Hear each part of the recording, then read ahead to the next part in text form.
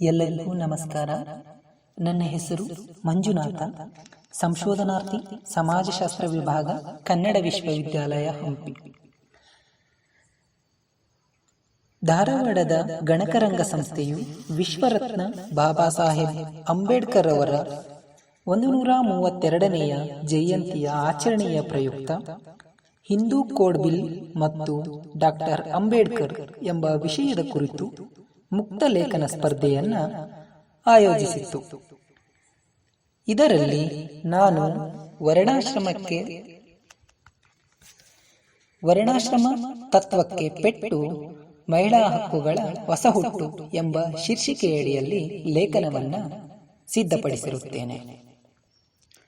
ಈ ಲೇಖನದ ಕುರಿತು ಆರಂಭಿಕ ನುಡಿಗಳನ್ನಾಡುವುದಾದರೆ, ಮಾನವೀಯತೆಯ ಮತ್ತು ಮನುಷ್ಯ ಸಂಬಂಧಿ ಇತರ ಮೌಲ್ಯಗಳನ್ನು ಸಮಾಜದ ನೆಲೆಗಟ್ಟಿನಲ್ಲಿ ಪ್ರತಿಷ್ಠಾಪಿಸುವ ಸಲುವಾಗಿ ಪ್ರಾಮಾಣಿಕವಾಗಿ ಶ್ರಮಿಸಿದವರ ಸಾಲಿನಲ್ಲಿ ಡಾಕ್ಟರ್ ಬಾಬಾ ಸಾಹೇಬ್ ಅಂಬೇಡ್ಕರ್ ಅವರು ಜ್ಯೇಷ್ಠ ನಕ್ಷತ್ರದಂತೆ ಕಾಣುವರು.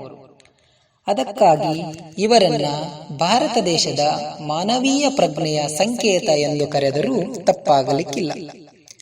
ಅಂಬೇಡ್ಕರ್ ಅವರು ಅನುಭವ ರೂಪಿತ ವ್ಯಕ್ತಿತ್ವ.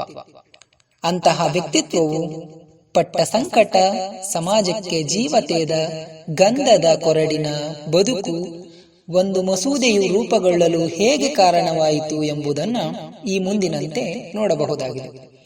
ಅದಕ್ಕಿಂತ ಮುಂಚೆ ಭಾರತೀಯ ಸಾಮಾಜಿಕ ಸಂದರ್ಭದಲ್ಲಿ ನಡೆದ ಮತ್ತು ನಡೆಯುತ್ತಿರುವ ವಾದಗಳಲ್ಲಿ ಬಾಬಾ ಸಾಹೇಬರ ಸ್ಥಾನ ಯಾವುದು ಎನ್ನುವುದನ್ನು ಗುರುತಿಸಿಕೊಳ್ಳಬಹುದು. ಭಾರತದಲ್ಲಿ ಮುಖ್ಯವಾಗಿ 4 ಚಿಂತನಾಧಾರೆಗಳಿವೆ. ಅದರಲ್ಲಿ ಮಾರ್ಕ್ಸ್ವಾದ, ಗಾಂಧಿವಾದ, ಲೋಹಿಯವಾದ, ಅಂಬೇಡ್ಕರ್ವಾದ ಮೊದಲ ಇವು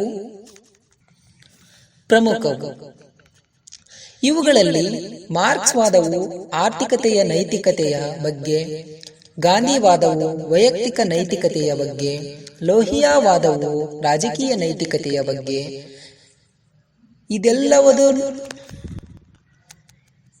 ಇದೆಲ್ಲವುಗಳನ್ನು ಒಳಗೊಂಡಿರುವ ಸಾಮಾಜಿಕ ನೈತಿಕತೆಯ ಬಗ್ಗೆ ಮಾತನಾಡಿದವರು ಬಾಬಾ ಸಾಹೇಬ್ ಅಂಬೇಡ್ಕರ್ ಅವರು.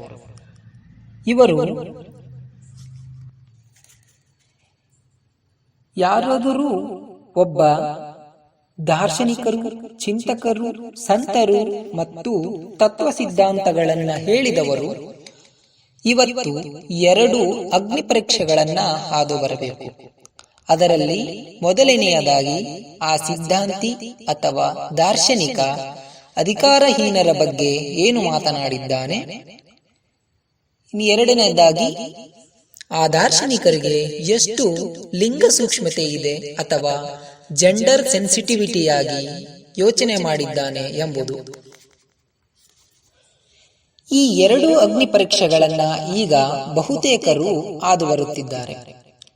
ಇದನ್ನೆಲ್ಲ ನೋಡಿದರೆ ಅಂಬೇಡ್ಕರ್ ಅವರು ಈ ಪರೀಕ್ಷೆಗಳನ್ನ ಹಾದು ಬರುವುದಲ್ಲ, ಅವರು ಅದರ ಆಚೆ ನಿಂತಿದ್ದಾರೆ. ಅಂದರೆ ಅಂಬೇಡ್ಕರ್ ಅವರು ಮುಖ್ಯವಾಗಿ ಯೋಚನೆ ಮಾಡಿರುವುದೇ ಅಧಿಕಾರಹೀನರ ಬಗ್ಗೆ ಮತ್ತು ಲಿಂಗ ಸೂಕ್ಷ್ಮತೆಯ ಬಗ್ಗೆ. ಇವರು ಈ 2 ವಿಚಾರಗಳ ಬಗ್ಗೆ ಅತ್ಯಂತ ಸೂಕ್ಷ್ಮವಾಗಿ ಪ್ರಶ್ನೆ ಎತ್ತಿರುವ ದಾರ್ಶನಿಕರಲ್ಲಿ ಮೊದಲಿನವರಾಗಿದ್ದಾರೆ. ಮಹಿಳೆಯರ ಕುರಿತು ಅಂಬೇಡ್ಕರ್ ವಿಚಾರಗಳು ಎಂದು ಮಾತನಾಡುವ ವಿದ್ವಾಂಸರೆಲ್ಲರೂ ಹೇಳುವ ಒಂದು ವ್ಯಾಖ್ಯ ಎಂದರೆ, ನೀವು ಯಾವುದೇ ಒಂದು ಸಮುದಾಯದ ಏಳಿಗೆಯನ್ನ ಅಳೆಯಬೇಕೆಂದರೆ ಅಲ್ಲಿರುವ ಹೆಣ್ಣು ಮಕ್ಕಳ ಸ್ಥಿತಿಗತಿಯನ್ನ ನೋಡಿ ಎಂಬುದು. ಇದು ಎಲ್ಲಾ ಸಮುದಾಯಗಳಿಗೂ ಅನ್ವಯವಾಗುವ ಹೇಳಿಕೆಯಾಗಿದೆ. ಹೆಣ್ಣು ಮಕ್ಕಳ ಸ್ಥಿತಿಗತಿಯನ್ನ ಒಂದು ಸಮುದಾಯದ ಅಥವಾ ಒಂದು ಸಮಾಜದ ಅಭಿವೃದ್ಧಿಯ ಮಾಪನವನ್ನಾಗಿ ಪರಿಗಣಿಸಿರುವ ಮಹಿಳಾ ಪರವಾದಿಗಳೆಂದರೆ ಬಹುಶಃ ಅಂಬೇಡ್ಕರ್ನ ಬಿಟ್ಟರೆ ಯಾರೂ ಇಲ್ಲ ಎಂಬುದು ನನ್ನ ಗ್ರಹಿಕೆ. ಯಾವುದೇ ಸಾಮಾಜಿಕ ಬದಲಾವಣೆಗೆ ಪೂರಕವಾಗಿ ಕಾನೂನು ಚೌಕಟ್ಟು ತುಂಬಾ ಅಗತ್ಯವಿದೆ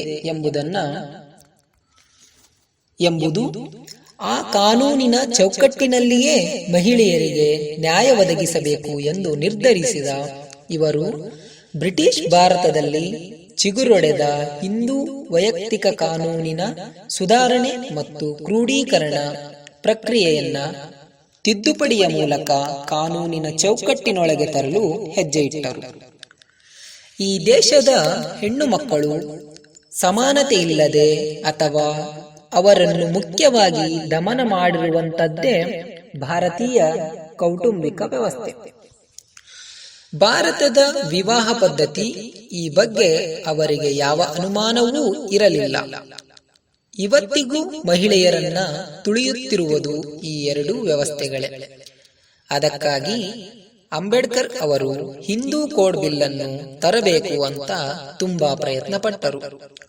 ಆರಂಭಿಕವಾಗಿ ಇದಕ್ಕೆ ಪಂಡಿತ್ ಜವಾಹರ್ಲಾಲ್ ನೆಹರು ಕೂಡ ಒಪ್ಪಿಗೆಯನ್ನ ಸೂಚಿಸಿದ್ದರು. ಹಿಂದೂ ಕೋಡ್ ಬಿಲ್ ನಲ್ಲಿರುವ ಪ್ರಮುಖ ಅಂಶಗಳನ್ನ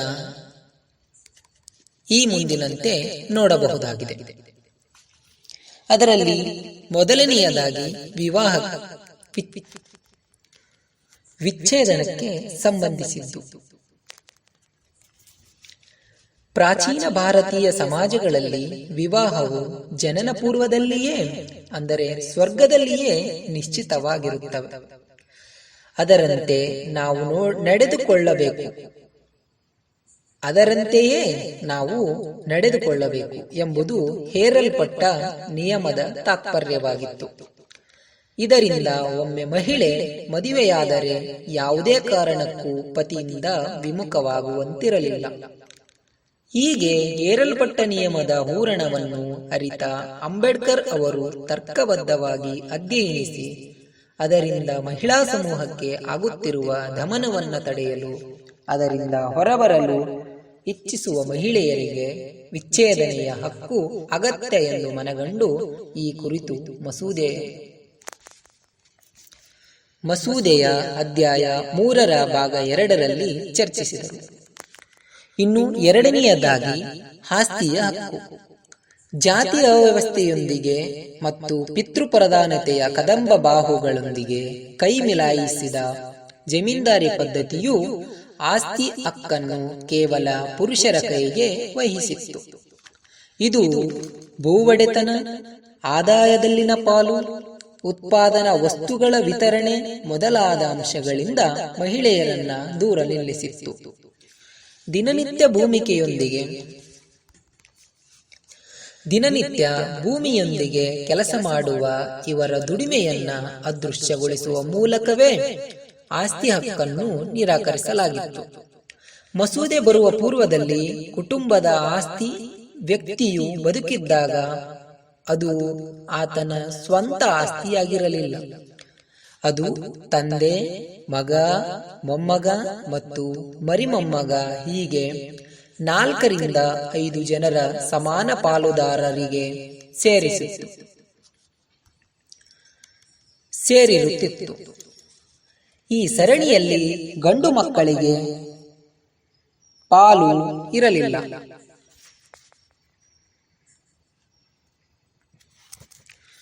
ಇದು ಒಂದು ತರಹದ ಆಸ್ತಿಯ ಹಂಚಿಕೆಯ ವಿಧಾನವಾಗಿದ್ದರೆ, ಇನ್ನೊಂದು ವ್ಯಕ್ತಿಯು ಬದುಕಿದ್ದಾಗ ಆಸ್ತಿಯು ಆತನ ಸ್ವಂತದ್ದಾಗಿತ್ತು. ಸತ್ತ ನಂತರ ಅದು ಆತನ ಉತ್ತರಾಧಿಕಾರಿಗಳಿಗೆ ಸೇರುತ್ತಿತ್ತು. ಉತ್ತರಾಧಿಕಾರಿಗಳು ಯಾರು ಇರುತ್ತಿದ್ದರೆಂದರೆ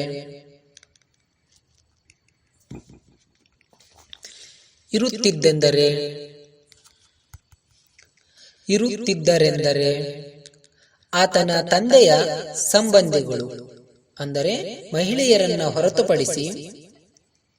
ಇಂತಹ ವಿಧಾನಗಳನ್ನ ಅಧ್ಯಯನದಿಂದ ಗ್ರಹಿಸಿದ ಅಂಬೇಡ್ಕರ್ ಅವರು ಆಸ್ತಿಯ ವಾರಸುದಾರಿಕೆಗೆ ಸಂಬಂಧಿಸಿದಂತೆ ಮಹಿಳೆಯರ ಪರವಾಗಿ ಒಂದು ಬದಲಾವಣೆಯನ್ನ ತಂದರು.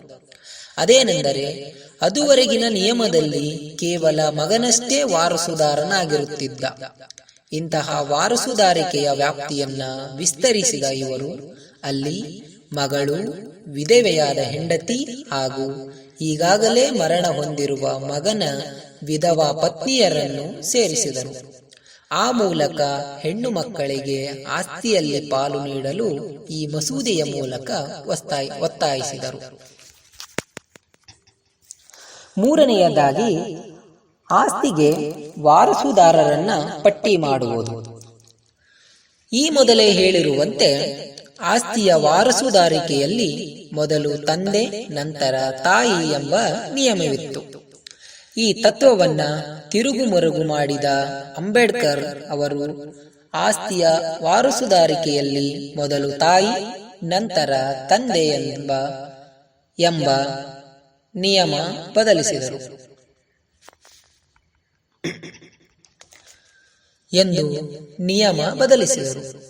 ಇದೇ ಸಂದರ್ಭದಲ್ಲಿ ಮಹಿಳೆಯರದ್ದೇ ಹೆಸರಿನಲ್ಲಿರುವ ಆಸ್ತಿಗೆ ಸಂಬಂಧಿಸಿದ ಅನೇಕ ನಿಯಮಗಳನ್ನು ಒಂದೇ ನಿಯಮದಡಿ ತಂದರು.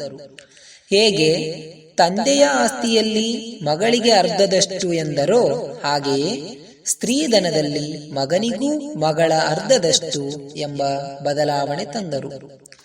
ತೀರಿ ಹೋದ ಗಂಡನ ಆಸ್ತಿಯೂ ಆತನ ಸಂಬಂಧಿಕರಿಗೆ ಹೋಗಬೇಕು ಎಂಬ ನಿಯಮವನ್ನು ಅದು ವಿಧವಾ ಪತ್ನಿಗಷ್ಟೇ ಸೇರಬೇಕು ಎಂಬ ಬದಲಾವಣೆ ತರಲು ಈ ಮಸೂದೆಯ ಭಾಗ 7ರ ಅಧ್ಯಾಯ 1ರಲ್ಲಿ ಚರ್ಚಿಸಿದರು. ಮಹಿಳೆಯರಿಗೆ ಜೀವನಾಂಶ. ಇನ್ನು 4ನೆಯದಾಗಿ ಮಹಿಳೆಯರಿಗೆ ಜೀವನಾಂಶ. ಮದುವೆಯ ಕುರಿತು ಇದ್ದ ನಿರ್ಬಂಧನೆಗಳನ್ನು ಯಾವ ಮಹಿಳೆಯಾದರೂ ವಿರೋಧಿಸಿ ತನ್ನ ಪತಿಯಿಂದ ಬೇರ್ಪಡೆಗೊಂಡರೆ ಅವಳನ್ನ ತುಚ್ಛವಾಗಿ ಕಾಣಲಾಗುತ್ತಿತ್ತು. ಇಂತಹ ಮಹಿಳೆಗೆ ಯಾವುದೇ ರೀತಿಯ ಜೀವನಾಂಶವನ್ನ ಗಂಡನಾದವನು ನೀಡುವಂತಿರಲಿಲ್ಲ. ಒಂದು ವೇಳೆ ಗಂಡನಾದವನು ಹಾಗೆ ಮಾಡದಿದ್ದರೆ ಅವನನ್ನು ನಪುಂಸಕ, ಹೇಡಿ ಎಂದು ಅವಾಚ್ಯ ಶಬ್ದಗಳಿಂದ ನಿಂದಿಸಿ ಸಮಾಜದಿಂದ ಹೊರಹಾಕಲಾಗುತ್ತಿತ್ತು. ಈ ಶಿಕ್ಷೆಯಿಂದ ಭಯಗೊಂಡ ಯಾವ ಗಂಡನೂ ಬಿಟ್ಟು ಹೋದ ಹೆಂಡತಿಗೆ ಜೀವನಾಂಶವನ್ನ ನೀಡುತ್ತಿರಲಿಲ್ಲ. ಅಂಬೇಡ್ಕರ್ ಈ ನೋವಿನ ಸಂಗತಿ ತಿಳಿದು ಕೆಲವು ಕಾರಣಗಳಿಗೆ, ಅಂದರೆ ಗಂಡನಾದವನು ಗುಪ್ತರೋಗಕ್ಕೆ ಬಲಿಯಾದರೆ, ಇನ್ನೊಬ್ಬಳನ್ನ ಇಟ್ಟುಕೊಂಡಿದ್ದರೆ, ಅಥವಾ ಅವಳನ್ನು ಬಿಟ್ಟು 2-3 ವರ್ಷಗಳಾಗಿದ್ದರೆ, ಗಂಡನಿಂದ ಹೆಂಡತಿ ದೂರವಾದರೆ ಅವಳಿಗೆ ಜೀವನಾಂಶವನ್ನ ನೀಡಬೇಕೆಂಬ ಅಂಶವನ್ನು ಈ ಮಸೂದೆಯ ಭಾಗ 2ರ ಅಧ್ಯಾಯ 1ರಲ್ಲಿ ಚರ್ಚಿಸಲು ಅವಕಾಶ ಮಾಡಿದನು. ಇನ್ನು 5ನೆಯದಾಗಿ ಮದುವೆ. ಅದುವರೆಗೆ ಇಂದು ವಿವಾಹ ಪದ್ಧತಿಯಲ್ಲಿ ಧಾರ್ಮಿಕ ವಿವಾಹಕ್ಕಷ್ಟೇ ಮಾನ್ಯತೆ ಇತ್ತು. ನಾಗರಿಕ ವಿವಾಹಕ್ಕೆ ಯಾವುದೇ ರೀತಿಯ ಮಾನ್ಯತೆ ಇರಲಿಲ್ಲ. ಹಾಗೆಯೇ ಧಾರ್ಮಿಕ ವಿವಾಹದಲ್ಲಿ ಜಾತಿ ಉಪಜಾತಿಗಳನ್ನ ಅನುಸರಿಸುವುದು ಕಡ್ಡಾಯವಾಗಿತ್ತು. ಒಂದು ಜಾತಿ ಅಥವಾ ಧರ್ಮದಲ್ಲಿ ಹುಟ್ಟಿದವರು ಅದೇ ಜಾತಿ ಅಥವಾ ಧರ್ಮದಲ್ಲಿರುವವರನ್ನೇ ವಿವಾಹವಾಗಬೇಕಾಗಿತ್ತು. ಇದು ಪರೋಕ್ಷವಾಗಿ ಜಾತಿ ಪದ್ಧತಿಯ ಹಿಡಿತವನ್ನ ಗಟ್ಟಿಗೊಳಿಸಿತ್ತು. ಈ ಹಿಡಿತವನ್ನ ಸಡಿಲಿಸಲು ಬಾಬಾ ಸಾಹೇಬರು ಮದುವೆಯ ನಿಯಮದಲ್ಲಿ ಜಾತಿ ಉಪಜಾತಿ ಅನುಸರಿಸುವ ನಿಯಮವನ್ನ ವಿರೋಧಿಸಿ ಮದುವೆಗೆ ಅವು ಕಡ್ಡಾಯವಲ್ಲ, ಕೇವಲ ಪ್ರಾಪ್ತ ವಯಸ್ಕರಿದ್ದರೆ ಸಾಕು, ಅವರು ಯಾವುದೇ ಜಾತಿಯ ಅಥವಾ ಉಪಜಾತಿ ಇರಲಿ ಮದುವೆ ಮಾಡಿಕೊಳ್ಳಬಹುದು ಎಂಬ ನಿಯಮವನ್ನ ರೂಪಿಸಿದರು. ಹಾಗೆಯೇ ಮದುವೆಯ ಸಂದರ್ಭದಲ್ಲಿ ಮಹಿಳೆಯರು ನಪುಂಸಕರನ್ನ, ಸಪಿಂಡ ಮತ್ತು ಮಾನಸಿಕ ಅಸ್ವಸ್ಥತೆ ಹೊಂದಿರುವವರನ್ನ ಪೋಷಕರ ಬಲವಂತದಿಂದ ವಿವಾಹವಾಗುವುದನ್ನ ತಡೆಯಲು ಒಂದು ನಿಯಮವನ್ನ ಈ ಮಸೂದೆಯಲ್ಲಿ ಸೇರಿಸಿದರು. ಅದರ ಕುರಿತು ಈ ಮಸೂದೆಯ ಭಾಗ 2 ಅಧ್ಯಾಯ 1ರಲ್ಲಿ ಚರ್ಚಿಸಿದರು. ಇನ್ನು 6ನೇ ಅಂಶ ಏನೆಂದರೆ ದತ್ತು ಸ್ವೀಕಾರ. ಪ್ರಾಚೀನ ಕಾಲದಿಂದಲೂ ಹಿಂದೂ ಸಮಾಜಗಳಲ್ಲಿ ಗಂಡನಾದವನು ಹೆಂಡತಿಯ ಒಪ್ಪಿಗೆಯನ್ನ ಪಡೆಯದೆ ಮಕ್ಕಳನ್ನು ದತ್ತು ಪಡೆಯುವ ಹಕ್ಕು ಅವನಿಗಿತ್ತು. ಹೆಣ್ಣು ಮಗುವನ್ನು ದತ್ತು ಸ್ವೀಕರಿಸುವಂತಿಲ್ಲ ಎಂಬ ನಿಯಮ ಜಾರಿಯಲ್ಲಿದ್ದರಿಂದ ಕೇವಲ ಗಂಡು ಮಗುವನ್ನು ಮಾತ್ರ ದತ್ತು ಪಡೆಯುತ್ತಿದ್ದರು. ಅದರಲ್ಲಿಯೂ ಕನ್ಯೆಯಾದವಳು ಮತ್ತು ವಿಧವೆಯಾದ ಮಹಿಳೆಗೆ ದತ್ತು ಸ್ವೀಕರಿಸುವ ಹಕ್ಕು ಇರಲಿಲ್ಲ. ಈ ತರಹದ ಅನ್ಯಾಯವನ್ನು ಮನಗಂಡ ಅಂಬೇಡ್ಕರ್ ಅವರು ಹೆಣ್ಣು ಅಥವಾ ಗಂಡು ಯಾವುದಾದರೂ ಮಗುವನ್ನ ಪತಿ ಪತ್ನಿ ಇಬ್ಬರೂ ಸೇರಿ ದತ್ತು ಪಡೆಯಲು ಹಾಗೂ ಕನ್ಯೆ ಹಾಗೂ ವಿಧವೆಯಾದವರು ಸಹ ದತ್ತು ಮಗುವನ್ನ ಪಡೆಯಬಹುದು ಎನ್ನುವ ದೃಷ್ಟಿಯಿಂದ ಹಿಂದೂ ಕೋಡ್ ಬಿಲ್ ನ ಭಾಗ 3 ಅಧ್ಯಾಯ 1 ಈ ವಿಷಯದ ಕುರಿತು ಚರ್ಚಿಸಿದರು. ಬಾಬಾ ಸಾಹೇಬರು ರೂಪಿಸಿದ ಈ ಮಸೂದೆ ಕೇವಲ ಮಹಿಳಾ ಸಮಾನತೆ ಮತ್ತು ಸುಧಾರಣೆಯ ಗುಣವನ್ನಷ್ಟೇ ಹೊಂದಿದ್ದಲ್ಲದೆ ಜಾತಿ ಪ್ರಧಾನ, ಪಿತೃಪ್ರಧಾನ ಮತ್ತು ಜಮೀನ್ದಾರಿ ಪದ್ಧತಿಯನ್ನ ಶ್ರೇಷ್ಠ ಮಟ್ಟಕ್ಕೇರಿಸಿದ ಸಾಮಾಜಿಕ ರಚನೆಯ ತಳಹದಿಯನ್ನೇ ಬುಡಮೇಲು ಮಾಡುವ ಅಂಶಗಳನ್ನ ಹೊಂದಿತ್ತು. ಇದರಿಂದ ಸಹಜವಾಗಿಯೇ ಇದರ ಬಗ್ಗೆ ಭಿನ್ನಾಭಿಪ್ರಾಯಗಳು ಉಂಟಾದವು. ಪ್ರಗತಿಪರರೆಂದು ಕೊಚ್ಚಿಕೊಳ್ಳುವವರು ಕೂಡ ಭಿನ್ನಾಭಿಪ್ರಾಯದ ಹಾದಿ ಹಿಡಿದರು. ಮಸೂದೆಗೆ ಮುದ್ರೆ ಒತ್ತುವ ಅಧಿಕಾರಿಗಳೇ ಇದಕ್ಕೆ ಅಸಮ್ಮತಿಯನ್ನ ಸೂಚಿಸಿದರು. ಇದರಿಂದ ಬೇಸರಗೊಂಡ ಬಾಬಾ ಸಾಹೇಬರು ತಮ್ಮ ಮಂತ್ರಿ ಪದವಿಗೆ ಸೆಪ್ಟೆಂಬರ್ 27, 1951 ರಾಜೀನಾಮೆಯನ್ನ ಸಲ್ಲಿಸಿದರು. ಇದರ ಕುರಿತು ಅನೇಕ ಸಮಾಜಶಾಸ್ತ್ರಜ್ಞರು ಮತ್ತು ವಿದ್ವಾಂಸರು ಇದೊಂದು ದುರದೃಷ್ಟಕರ ಸಂಗತಿ ಮತ್ತು ಚರಿತ್ರೆಯ ಮಹಾ ಹಿನ್ನಡೆಯಂತೆಲ್ಲ ಅಭಿಪ್ರಾಯಗಳನ್ನ ವ್ಯಕ್ತಪಡಿಸಿದರು. ಕೊನೆಗೆ ಬಾಬಾ ಸಾಹೇಬರು ತಮ್ಮ ರಾಜೀನಾಮೆ ಕುರಿತಂತೆ ದಿನಾಂಕ 28 ಸೆಪ್ಟೆಂಬರ್ ರಂದು ಸದನದಲ್ಲಿ ಕೆಲವು ಹೇಳಿಕೆಯನ್ನ ನೀಡಿದರು. ಅದರಲ್ಲಿ ಈ ಮಸೂದೆಗೆ ಸಂಬಂಧಿಸಿದ ಮಾತುಗಳು ಇಂತಿವೆ. ನಾನು ರಾಜೀನಾಮೆಯನ್ನ ನೀಡಲೇಬೇಕೆಂಬ ನಿರ್ಧಾರಕ್ಕೆ ಏಕೆ ಬಂದೆ ಎಂಬುದನ್ನ ವಿವರಿಸುವೆ. ನನ್ನ ರಾಜೀನಾಮೆಗೆ ಪ್ರಮುಖ ಕಾರಣವೆಂದರೆ ಹಿಂದೂ ಕೋಡ್ ಹಾಗೂ ಸರಕಾರ ಅದಕ್ಕೆ ತೋರಿದ್ದ ಅಸಡ್ಡೆ. ಸದನದಲ್ಲಿ ಈ ವಿಧೇಯಕವನ್ನು ಏಪ್ರಿಲ್ 11, 1947 ರಂದು ಮಂಡಿಸಲಾಯಿತು. 4 ವರ್ಷಗಳ ನಂತರ ಇದನ್ನ ಕೊಲ್ಲಲಾಯಿತು. ಆದರೆ ಯಾರೂ ಇದರ ಬಗ್ಗೆ ಕಣ್ಣೀರು ಸುರಿಸಿಲ್ಲ. ಆದರೆ ಈ ವಿಧೇಯಕದ ಕೇವಲ 4 ವಿಧಿಗಳನ್ನು ಮಾತ್ರ ಅಂಗೀಕರಿಸಲಾಯಿತು. ಅದು ಸದನದ ಮುಂದೆ ವಾಯುರೋಗ ಪೀಡಿತ ಹಸುಳೆಯಂತೆ ವಿಲಿವಿಲಿ ಒದ್ದಾಡುತ್ತಲೇ ಇತ್ತು.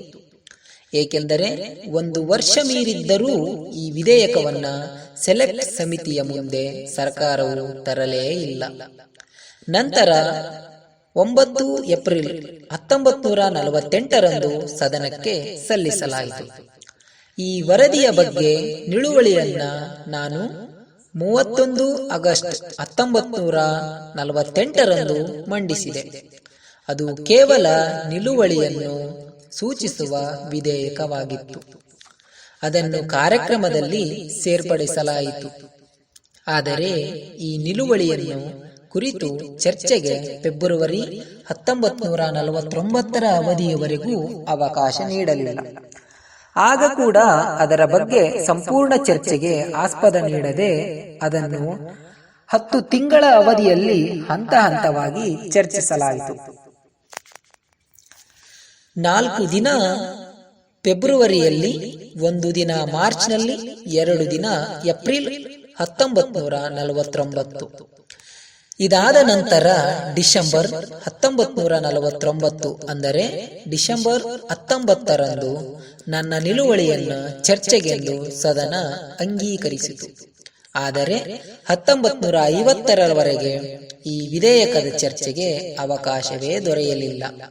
ಫೆಬ್ರವರಿ 1951 ಈ ವಿಧೇಯಕವನ್ನ ವಿಧಿವತ್ತಾಗಿ ಚರ್ಚೆಗೆ ಕೈಗೆತ್ತಿಕೊಳ್ಳಲಾಯಿತು. ಅದು ಕೇವಲ 3 ದಿನಗಳು ಅಂದರೆ 5, 6 ಮತ್ತು 7ರಂದು ಚರ್ಚಿಸಿ ಮತ್ತು ಅದನ್ನ ಕೊಳೆಯಲೆಂದೇ ಕೈ ಬಿಡಲಾಯಿತು. ಬಾಬಾ ಸಾಹೇಬರು ಹಿಂದೂ ಕೋಡ್ ವಿಧೇಯಕದ ಬಗ್ಗೆ ಅವರಿಗಿರುವಂತಹ ನಿಲುವನ್ನ ಸ್ಪಷ್ಟಪಡಿಸಿದ್ದರು. ಅಂದರೆ ಅವರ ಬರವಣಿಗೆಯ ಮೂಲಕವೇ ಅದನ್ನ ಹೇಳುವುದು ಸೂಕ್ತವೆನಿಸುತ್ತದೆ. ಅದು ಇಂತಿದೆ: ಹಿಂದೂ ಕೋಡ್ ವಿಧೇಯಕದಿಂದ ದೇಶದಲ್ಲಿಯ ಸಾಮಾಜಿಕ ಪರಿಸ್ಥಿತಿಯಲ್ಲಿ ಅಗಾಧ ಪರಿವರ್ತನೆ ಉಂಟಾಗುತ್ತದೆ ಎಂದು ಭಾವಿಸಿದ್ದೆ. ಈಗಲ್ಲದೆ ಹೋದರೂ ಮುಂದೆ ಈ ವಿಧೇಯಕವನ್ನು ಅಂಗೀಕರಿಸುವ ಧೈರ್ಯ ನನಗಿದೆ. ಏಕೆಂದರೆ ಈ ಹಿಂದೂ ಕೋಡ್ ವಿಧೇಯಕದಿಂದ ವರ್ಣ ಹಾಗೂ ವರ್ಗ ಭೇದಗಳು, ಲಿಂಗಗಳಲ್ಲಿಯ ಭೇದ ಭಾವಗಳು, ಅಸ್ಪೃಶ್ಯತೆ, ಆರ್ಥಿಕ ಅಸಮಾನತೆಗಳು ತೊಲಗಿ ಹಿಂದೂ ಸಮಾಜದ ಸಮಗ್ರ ವಿಕಾಸಕ್ಕೆ ನಾಂದಿಯಾಗಬಲ್ಲದು. ಇದು ನಾನು ಹಿಂದೂ ಕೋಡ್ ವಿಧೇಯಕದ ಬಗ್ಗೆ ಹೊಂದಿರುವ ಭಾವನೆ ಎಂದು ಹೇಳಿದರು. ಹಿಂದೂ ಸಂಹಿತೆ ಮಸೂದೆಯ ಮಹತ್ವ. ಅಂಬೇಡ್ಕರ್ ಅವರ ನುಡಿಗಳಲ್ಲಿ: ಭಾರತದ ಶಾಸಕಾಂಗದಿಂದ ಈ ಹಿಂದೆ ಪಾಸು ಮಾಡಿದ, ಮುಂದೆ ಪಾಸು ಮಾಡಬಹುದಾದ ಯಾವುದೇ ಕಾನೂನಿಗೆ ಅದರ ಮಹತ್ವದ ದೃಷ್ಟಿಯಿಂದ ಇದಕ್ಕೆ ಹಿಂದೂ ಕಾನೂನಿಗೆ ಹೋಲಿಸಲಾಗುವುದಿಲ್ಲ. ಭಾರತೀಯ ಸಮಾಜದ ಜೀವಾಳವೆನಿಸಿರುವ ವರ್ಗಗಳ ನಡುವೆ ಮತ್ತು ಲಿಂಗಗಳ ನಡುವೆ ಇರುವ ಅಸಮಾನತೆಯನ್ನ ತೊಡೆದುಹಾಕದೆ ಆರ್ಥಿಕ ಸಮಸ್ಯೆಗಳ ಕುರಿತಾದ ಕಾನೂನುಗಳನ್ನ ಪಾಸು ಮಾಡುತ್ತಾ ಹೋಗುವುದೆಂದರೆ ಅದು ನಮ್ಮ ಸಂವಿಧಾನದ ಗೇಲಿ ಮಾಡುವಂತಾಗುತ್ತದೆಯಲ್ಲದೆ ಸಗಣಿಯ ರಾಶಿಯ ಮೇಲೆ ಅರಮನೆಯನ್ನ ಕಟ್ಟಿದಂತಾಗುತ್ತದೆ. ಇದು ನಾನು ಹಿಂದೂ ಸಂಹಿತೆಗೆ ಕೊಟ್ಟಿರುವ ಮಹತ್ವ ಎಂದು ಬಾಬಾ ಸಾಹೇಬ್ ಅಂಬೇಡ್ಕರ್ ಅವರು ತಮ್ಮ ಸಮಗ್ರ ಬರಹ ಮತ್ತು ಭಾಷಣದಲ್ಲಿ ಬರೆದುಕೊಂಡಿರುತ್ತಾರೆ. ಇಷ್ಟೆಲ್ಲ ಆದರೂ ಪಂಡಿತ ನೆಹರು ಅವರು ಆಸಕ್ತಿಯಿಂದ 1956ರಲ್ಲಿ 4 ಕಾನೂನುಗಳನ್ನು ತಂದರು. ಅವು ಅಂಬೇಡ್ಕರ್ ಏನು ಹೇಳಿದ್ದರೋ ಅದರ ಆಧಾರದ ಮೇಲೆಯೇ ಬಂದವು. ಅವುಗಳೆಂದರೆ: ಮೊದಲನೆಯದಾಗಿ ಹಿಂದೂ ವಿವಾಹ ಕಾನೂನು 1956, ಹಿಂದೂ ಉತ್ತರಾಧಿಕಾರ ಕಾಯ್ದೆ 1956, ಹಿಂದೂ ಅಪ್ರಾಪ್ತತೆ ಮತ್ತು ಪೋಷಕತ್ವ ಕಾಯ್ದೆ 1956 ಮತ್ತು ಕೊನೆಯದಾಗಿ ಹಿಂದೂ ದತ್ತಕ ಮತ್ತು ಜೀವನಾಂಶ ಕಾಯ್ದೆ 1956. ಇನ್ನು ಈ ಲೇಖನದ ಕೊನೆಯದಾಗಿ ಹೇಳಬೇಕೆಂಬ ವಿಷಯವೇನೆಂದರೆ, ಜಾತಿಯ ತಾಳಿಕೆ ಮತ್ತು ಬಾಳಿಕೆ ಅಡಗಿರುವುದೇ ಸ್ವಜಾತಿ ವಿವಾಹ ಪದ್ಧತಿಯಲ್ಲಿ ಎಂದುಕೊಂಡು ಅದಕ್ಕೆ ಸಂಬಂಧಿಸಿದ ತಾತ್ವಿಕ ವಿಷಯಗಳಿಗೆ ಪರ್ಯಾಯವಾದ ಸಂಗತಿಗಳನ್ನು ಹಿಂದೂ ಕೋಡ್ ಬಿಲ್ನ ಮೂಲಕ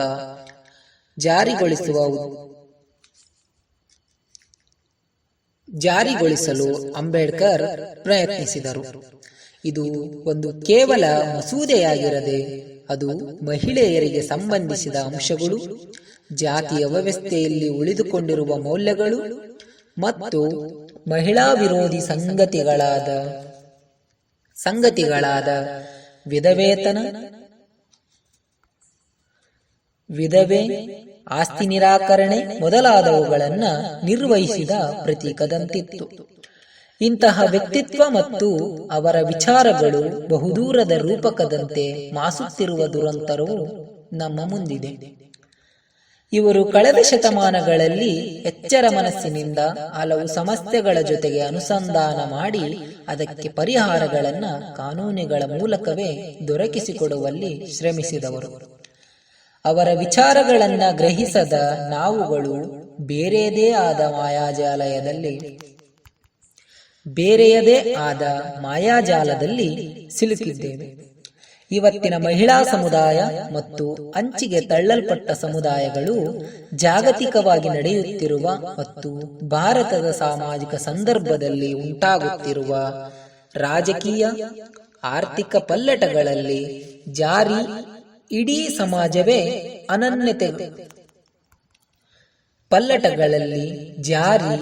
ಇಡೀ ಸಮಾಜವೇ ಅನ್ಯ ವ್ಯವಸ್ಥೆಗಳ ಕೈಗೊಂಬೆಯಾಗಿ ಕಸದ ಬುಟ್ಟಿಯಾಗಿಯೋ ಅತ್ಯಂತ ಕಡಿಮೆ ದರ್ಜೆಯ ಕೂಲಿಗಳನ್ನಾಗಿಯೋ ಬಳಸಿಕೊಂಡು ಬಿಸಾಡಲಾಗುತ್ತಿದೆ.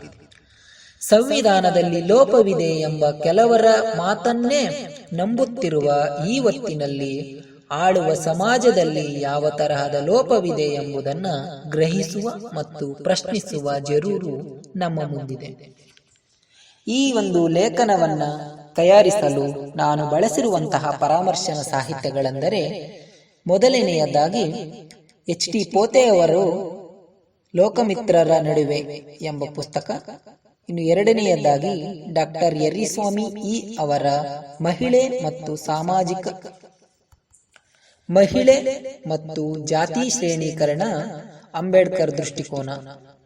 ಮೂರನೆಯದಾಗಿ ಸಿದ್ದಲಿಂಗಯ್ಯ ಮತ್ತು ಮಹದೇವ ದೇವನೂರವರು ಮಾಡಿರುವಂತಹ ಡಾಕ್ಟರ್ B.R. ಅಂಬೇಡ್ಕರ್ ಅವರ ಸಮಗ್ರ ಬರೆಹಗಳು ಮತ್ತು ಭಾಷಣಗಳು, ಸಂಪುಟ 14 ಮತ್ತು 15.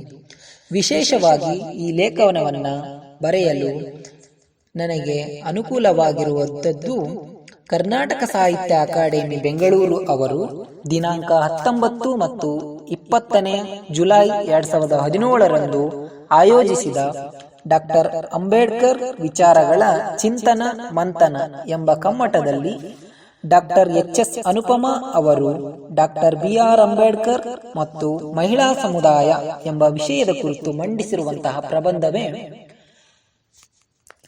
ಈ ಬರಹದ ಸ್ಫೂರ್ತಿಯಾಗಿದೆ. ಎಲ್ಲರಿಗೂ ಧನ್ಯವಾದಗಳು. ನನ್ನ ಮಾತಿಗೆ ಮತ್ತು ಓದಿಗೆ ಕಿವಿಯಾಗಿರುವಂತಹ ಎಲ್ಲರಿಗೂ ಹೃತ್ಪೂರ್ವಕವಾದಂತಹ ಧನ್ಯವಾದಗಳು.